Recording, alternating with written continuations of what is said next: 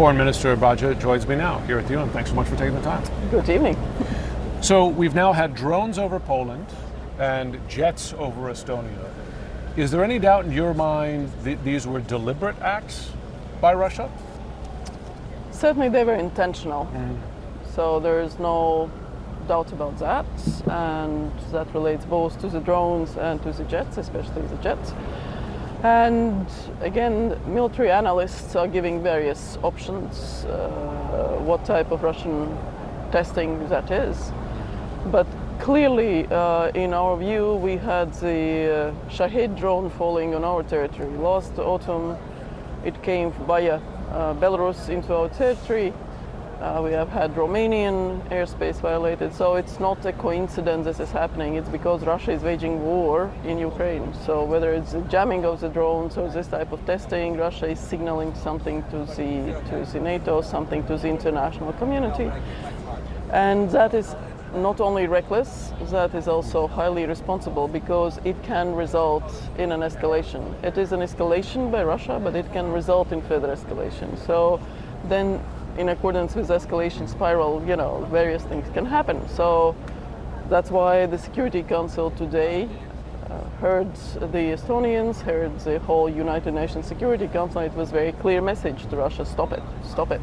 Do you believe this is symbolic testing or functional testing? In other words, could it be preparations to attack NATO nations directly?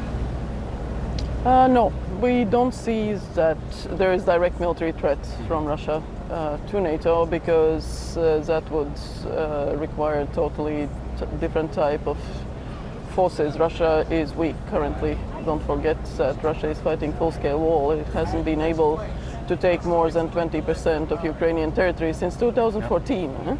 So despite its political objectives of subduing Ukraine, changing the whole Euro-Atlantic security architecture, weakening US, first of all, US's ties with friends, with allies, despite all of that, Russia has not achieved that happening. So NATO is the strongest ever, and Ukraine is fighting, and support for Ukraine is strong.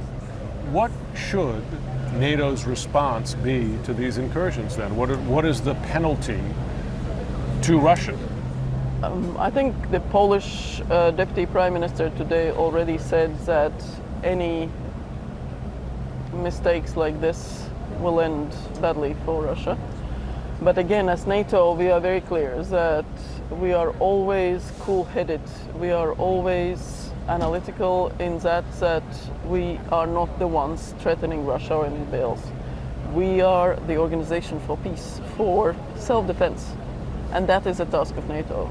So the reactions like the Italian F-35s that took off and intercepted Russian jets clearly signaled to the Russians that they are seeing them, that they have noticed them, and so on and so forth. So those are the reactions that, clearly shows that we are not there to escalate something. From other hand, remember, there was a situation when Russian jets were violating Turkish airspace, and they did that like 10 times, doing shortcuts, near the Syrian border. And Turkey warned them and warned them and warned them until they took the plane down. I'm not saying that this is what, Poland or Estonia or somebody is going to do, because the task is to stop Russia not to do that. Because again, these type of situations can end badly.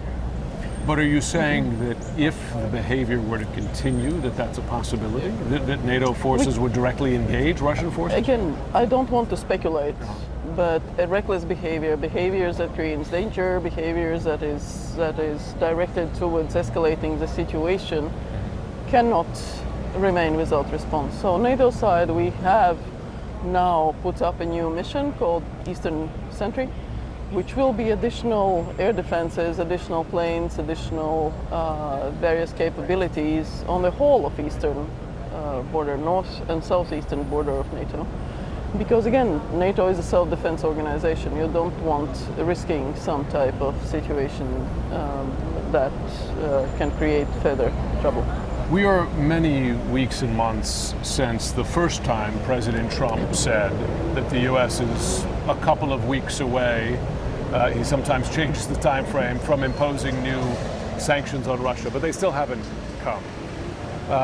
Is it past time now for the U.S. to impose further economic penalties on Russia, given it has still refused the president's demand to abide by a ceasefire in Ukraine?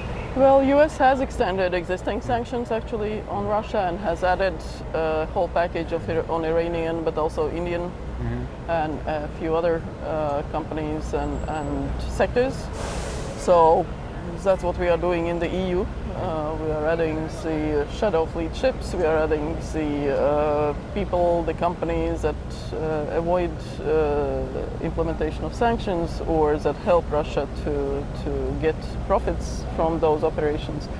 We have also added the whole sector with regard to the ecosystem of shadow fleet, which is transporting Russian oil to the third countries, because Russia finances war from the budget. So any income in the budget should be limited and should be cut off. Less money for Russian budget, less capability to fight wars. Pretty directly proportional. Before we go, I heard the U.S. Ambassador to the UN, Mike Waltz, use a phrase today that I haven't heard from the Trump administration yet, or at least from President Trump, and that is that we will defend every inch of NATO. It's a familiar phrase. Absolutely. They said that last week at the UN Security Council emergency debate on the violations of the Polish airspace. It was Braže at the time who said that. Today it was Michael Waltz, whose appointment we warmly welcome, and it was one of his first sessions today. So he clearly said that, and allies are there for each other. Do you believe President Trump Yes. backs that? Yes, absolutely. Foreign Minister Braže, always good to talk to you. Thank you. Look forward